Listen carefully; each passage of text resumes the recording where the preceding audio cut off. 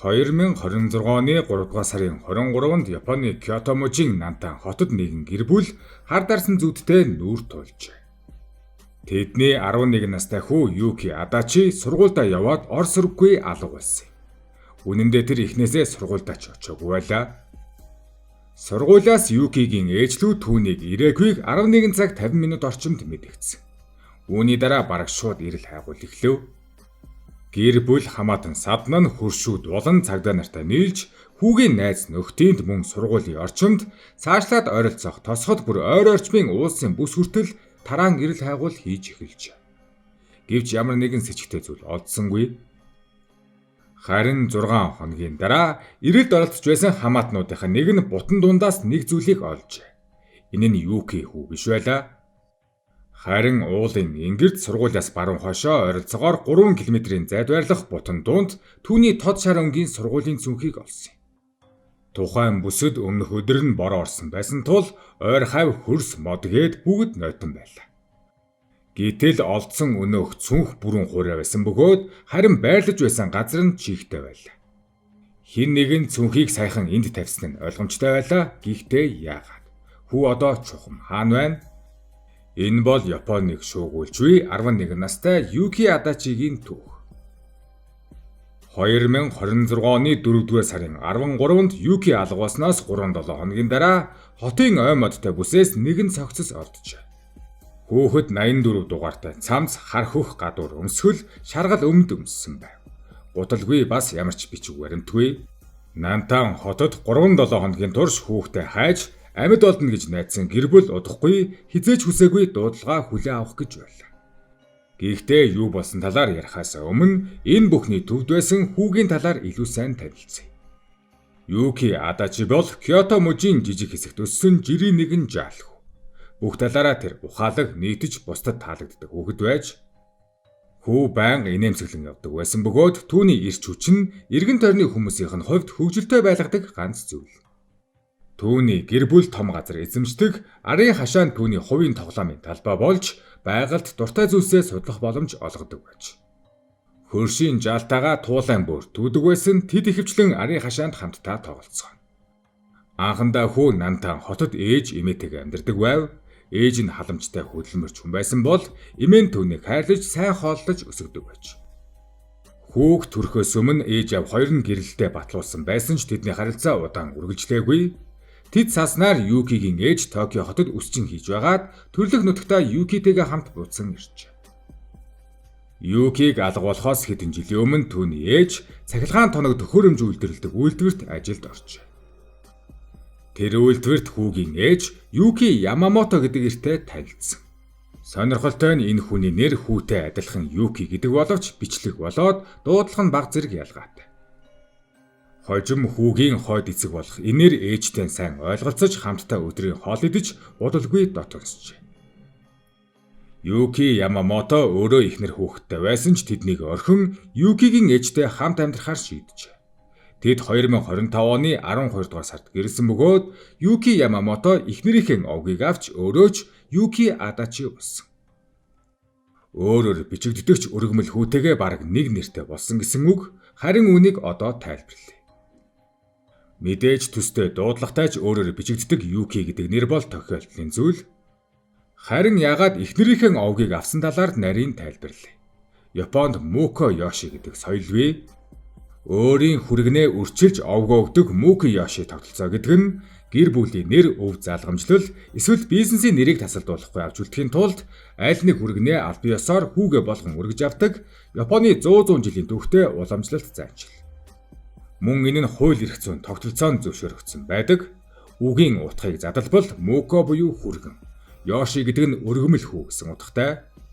Уг нь ихэнхдээ Японд уламжлалт ёсоор эмэгтэй нь нөхрийнхөө овгийг авдаг.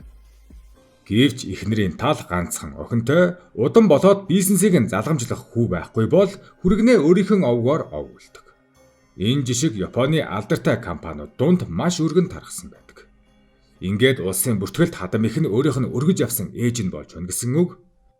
Ямар тааж ийм системээр эхнэрийнхээ овгийг авч мөн өөр бичигддэгч төстэй дуудлагатай эцэг хүү хоёр Юки Адачи гэх нэрүүд гарч ирсэн. Бид төөрөлдөхгүй тулд Юки хүү болон хойд эцэг хэмээн цаашид нэрлэнэ. Шинэ хосууд нэгэндээ хайртай байсан ч хойд эцгийн хувьд Юки хүүтэй дотносож чадаагүй. Нутгийн оршин суугч орон нутгийн хэвлэлд хэлэхдээ би Юкигийн хойд аавыг хэд хэдэн удаа гэрийнхээ гадаа хүүлүү хашгирж байхыг харсан гэж хэлжээ. Мөн Юки хүүж хойд эцэгтэй таатай ханддаг байгаагүй бололтой. Тэр ангийнхаа хүүхдүүддээ хойд эцгээ аав гэж хэлдэггүй, харин зүгээр л нэг хөгшин настан гэж хэлдэг байж. Тэд хамтдаа амьдраад өрдөө хитгэн сарвуулсан байсан. Магадгүй энэ нь дасан зохицох үе шат байсан байж болох юм. Гэрлэлтэй батлуулсныхаа дараа хойд эцэг нь Юкигийн гэрд нүүж ирсэн. Ингээд хүү хойд эцэг болон ээжтэйгээ бас эмээтэйгээ хамтдаа амьдрах болжээ. Хэрэг гардаг 3 дугаар сарын 23-ны өглөө Юки хүү гэр бүлтэйгээ өглөөний цайгаа уугаад дараа нь хойд эцэгтэйгээ хамт сургууль руугаа явсан. Энэ нь түүний ердийн автобусанд ганцаараа явдаг зуршлаас өөр байсан. Тухайн өдөр сургуулийнх нь 6 дугаар ангийн төгсөлтийн ёслол болох ёстой байсан бөгөөд Юки хүү 5 дугаар ангийнхныхаа төлөөлөгчөөр оролцох ёстой байж. Гэвч ёслол эхлэхэд багш нар оролцогчдын жагсаалтыг шалгахад Юки хүүгийн нэр байсан ч тэр сургуулийн хаанч байсангүй. Гэхдээ ёслол эхлэх гэж байсан тул тэд эхэндээ ээжлүүн залгасангүй. Харин 11 цаг 50 минутын орчимд тэр ирээгүй хэвээр байсан тул эцэст нь хүүгийн ээжлүү залгажээ. Ээж нь огтхонч төсөөлөөгүй мэдээг авах нь тэр яралтай нөхөрлөгөө залгахад хүүг сургуулийнх нь ойролцоо буулгасан гэж хэлжээ. Ингээд ирлийн ажиллагаа бараг шууд эхэлсэн. Хөршүүд хамаатан садан цагдаа нар бүгд оролцсон. Тэд сургууль найз нөхдийнх нь гэр байнга явдаг автобусны буудлыг шалгасан боловч юу ч олдоогүй. Хинч түүнийг хаанч хараагүй байлаа. Хүүгийн зурагтай зарлуудыг сошиалд дулаад эн тентч наасан. Ингээд хэд хэдэн өдөр өнгөрөхөд эрэл улам бүр өргөж. Тийхүү 6 хоногийн дараа буюу 3 дугаар сарын 29-ний өглөө хотын уулын бүсэд сургуулиас баруун хойш ойролцоогоор 3 км-ийн зайд хайлтанд оролцож байсан хамаатан нь Юкигийн цүнхийг олжээ. Гэхдээ энэ нь с ิจ төрүүлв. Энэ хавьд өмнөх өдөр нь бороо орсон ч цүнх хураа байсан. Мөн өмнө нь энэ хаваар хэд хэдэн удаа шалгалт хийсэн ч цүнх байгаагүй. Тиймээс Юки өөрөө энүүгээр явсан уу эсвэл хэн нэгэн зориуд тавьсан байх нөхцөл бүрдэв. Ойр орчим нь 11 настай хүүхэд ганцаараа очиход маш хэцүү газар байсан. Мөн Юки хүү өөрөө энүүгээр явсан гэж үзвэл ойр хавьд нь хэдэн өдрийн турш маш олон хүн хайлт хийж байгаа тул хүүг харахгүй өнгөрөх боломжгүй. Тиймдээ ч энэ с ิจ зүнхийг хэн нэгэн санаатаагаар тавьсан байх боломжтой байлаа. Ирэл цаашид үргэлжилсээр 4-р сарын 3-нд цагдаа нар хөрш Китомба хотод ирлийг өргөжүүлж хоосон байшин уулын бүс ойролцоох цөөрөм зэргийг шалгаж эхлэв. Дороо нь ашиглан хурж очих боломжгүй газруудыг чайсан. Хүүг сургаггүй алга болсон мэдээ Япон даяар цацагдж олон ч хүн санаа тавьж олон таамгийг дэвшүүлж эхлэв. Үүнээс ч болж олон ч худалд сургалууд гарсан юм. 4-р сарын 6 гэхэд 1000 орчим хүнээс мэдүүлэг авч 200 орчим мэдээлэл хүлээн авсан боловч Юкигийн улмөр олдоогүй хിവэр. Тус өдрийн орой сургууль дээр эцэг эхчүүдэд зориулсан уулзалт болсон бөгөөд цагдаа нар хүүхдүүдээс асуулт асууж байгаатай холбоотойгоор хүүхдүүдэд дарамт стресс үүсэж байгаа талаар ярилцв. Энэ хэрэг үнэхээр өндрийг аваад байсан юм. Удалгүй 4-р сарын 9-нд хичээл эхэлсэн боловч Юки алга хിവэр байсан. Ирлийн багч уулын бүсэд төвлөрсөн хിവэр харин 4-р сарын 12-нд Юкигийн гэж үзэж болох үз хар пүүз уулнаас олдсон. Гэхдээ тэр газар бас л хүмүүсийн өмнө нь очсон газар байв. Энэ нь мордөгчдөд с ิจ санаатаагаар нотлох баримтыг байрлуулж байна гэж үзэхэд хүргэсэн. Харин одоо хүүг хулгайлагдсан байж болзошгүй гэж үзэх болсон. Тиймдээ ч цагдаа нар сургуулийн ойролцоо хамгаалалт гаргав. Эцэст нь хүү алга болсноос 3-7 хоногийн дараа буюу 4-р сарын 13-ны 16 цаг 45 минутанд Нантан хотын Сонобе орчмын ой модноос нэгэн хүүхдийн цогцос олдлоо.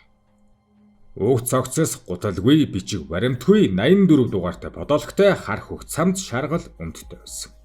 Ингээд бүх хүлээлт төгсөв. Энэ бол 11 настай Юки хүүгийн цогцос байлаа. Биеийн язарлын байдлаас харахад хүү үхээд удсан бололтой.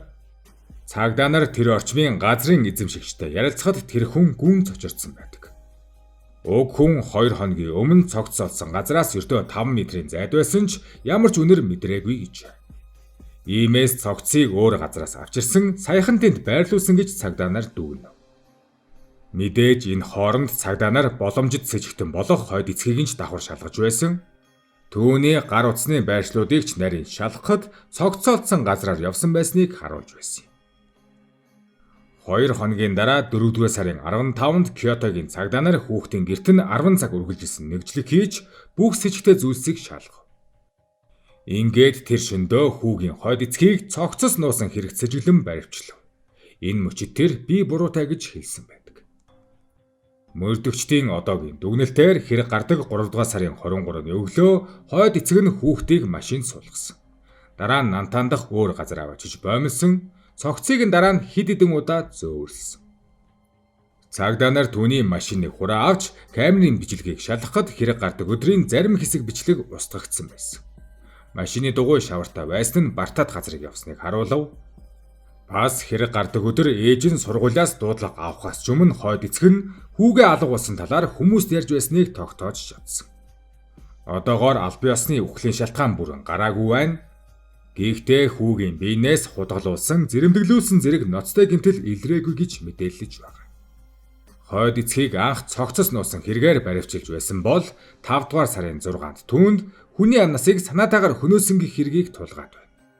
Түүний мэдүүлгийн бүрэн мэдээлэл гараагүй ч хойд эцгийн мэдүүлэг дотор хүү надад чи миний жинхэнэ аав биш гэж надад хэлсэн. Ингээд би уурлаад түүнийг боомлсон гэж мэдүүлжээ. Гэвч цагдаа нар үүнд нь бүрэн итгээгүй. Хүүгийн сургуулийн найзуудынх нь ярьснаар Юки хүү гэртээ зодулдаг байсан байж болзошгүй байна. Харин одоо Юкигийн ээж хайртай хүүгээ алдсан болон хамгийн их итгэсэн хүн нь түүнээс урвсан гэдгийг нэгэн зэрэг даван туулах ёстой болсон. 3-7 хоногийн турш 37 настай хойд эцэг нь Юки хүүгийн цогцыг зөөвөрлөж, үүний хажуугаар хайлтын ажиллагаанд оролцож Палкад тарааж байсан. Тэр бүх хугацаанд хүү хаана байгааг мэдэж байж. 11 настай Юки хүү бол үргэлж инээмсэглэн явдаг, нийтж ирч хүчтэй хүүхэд байсан. Түүнийг хайрладаг ээж, эмээ, найз нөхөдгээд түүнд бүхэл зүйл байлаа. Төрсөн эцэгтэйгээ сайн харилцаатай, байнга аав дээрээ ирж буцдаг байж. Гэвч ээж нь буруу хүнийг сонгосноор хүү харамсалтайгаар амиа алдлаа. Энэ хэрэг Япоосод маш их шуугиан тарьсан тул хуучин Twitter болон бусад платформудаар маш их хурамч мэдээлэл санаатай болон санамсаргүйгээр тархсан. Сошиал хэрэглэгчид сэжигтнийг 24 настай эсвэл Вьетнам гаралтай хэмээн цуурсан бөгөөд Тайваны нэгэн телевиз бүр энэ хэрэгт хятад хүн холбогдсон гэж хурамч мэдээ бэлтгэж сүүлд нь харин албан ёсоор уучлалт гуйсан байна. Цагдаагийн газраас сэжигтнийг Японосын иргэн болохыг албан ёсоор нотолсон. Мөн хэрэгт огт хамааралгүй өөр хүмүүсийн хүүхдээ хүчрхийлж буй бичлэгүүдийг энэ хэрэгтэй холбонд тараасан. Бас AI хиймэл оюун ухаанаар бүтээсэн хүү болон эцгийн хурамч зургуудыг захин орчинд ихээр цацжээ. Киото мужийн цагдаагийн газраас эдгээр үндэслэлгүй сургалууд нь гэрчүүдийг төөрөгдүүлж, албан ёсны мөрдөн байцаалтанд ноцтой сайд учруулж байгааг олон нийтэд онцгойлон анхааруулсан. Киотогийн дүүргийн шүүхээс хэргийн нотлох баримтуудыг наривчлан шалгах зорилгоор сэжигтнийг үргэлжлүүлэн хорих шийдвэрийг гаргаад байна. Бас хүүгийн бид ил харагдах хүнд гэмтэл байгаагүй тул цагдаа нар ангаах ухааны нарийн шинжилгээ үргэлжлүүлэн хийж үхлийн шалтгаан нь боомлоснаас үүдсэн амьсгал богдол мөн болохыг шүүх эмнэлгийн дүгнэлтээр албан ёсоор баталгаажуулж байна. Японы эрүүгийн хэргийн практикт хүн амны ноцтой хэрэгүүдийг шүүхэд шилжүүлэхээс өмнө прокурорууд хэргийг хэд хэдэн сарын турш маш нарийн бэлддэг. Энэхүү хэргийн мөрдөн байцаалт дуусны дараа албан ёсны шүүх хурлын тов гарах юм. Гэсэн ч хамгийн том асуулт өнөөдөр ч хэвээр байна. Чухам юунаас болоод яагаад тэр хөөрхий хүүгийн амийг хөнөөх болсон бэ? Одоо зөвхөн хэрэг хэрхэн шийдэгдэх болоод нарийн мэдээллүүд хизээ цацагдахыг харах л үлджээ.